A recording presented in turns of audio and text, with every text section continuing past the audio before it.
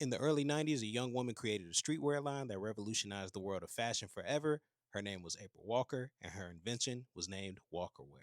Now, for those who don't remember Walkerwear, Walkerwear was one of the most famous streetwear brands of the 90s, and this was before streetwear became what it is today, right? It was worn by everyone from Tupac to young Biggie to Jay-Z. April was essentially styling everyone in New York at that time. So April grew up in a household where art was always at the center of it. And in fact, in some of her interviews, she talks about her earliest memories of apparel being her and her father selling clothes at the bicentennial. So she grew up in this household and eventually she went to college. But while at college, she had an idea for something else. That something was a retail store called Fashion and Effect. And she opened it in Brooklyn before she started Walkerwear. This is where she really cut her teeth in the industry and she became a stylist. Some of her earliest customers included BIG. He was actually going to the store as early as 15 years old, picking up iconic pieces. And eventually, Fashion and Effect became the place where all the up and coming rappers would go to get style. So April was styling people like Audio 2. In another interview, she mentions that this was a collaboration between her and Shirt Kings, who were really big at the time. Shout out to my homie Fanny. Shirt Kings is part of his legacy.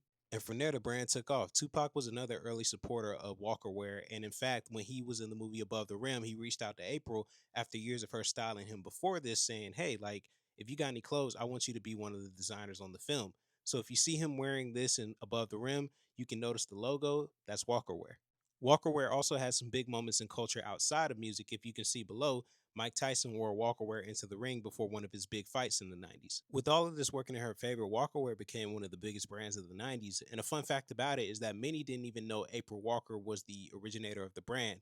Because of, sexism in the 90s, she kind of kept it ambiguous and didn't let people know that she was a woman.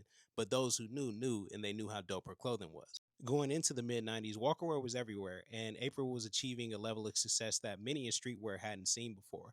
But like most retail brands, by the end of the decade, she really wanted to hit pause because things were changing in the industry and it was starting to kind of wear on her between marketing the brand, trying to keep up with orders, et cetera, et cetera. With that said, even though Walkerwear took a pause, April Walker is still very active and the brand itself is still going. If you head to her page, you can still see that stars are wearing her brand today. And if you go on her website, many of these pieces are actually still available for sale.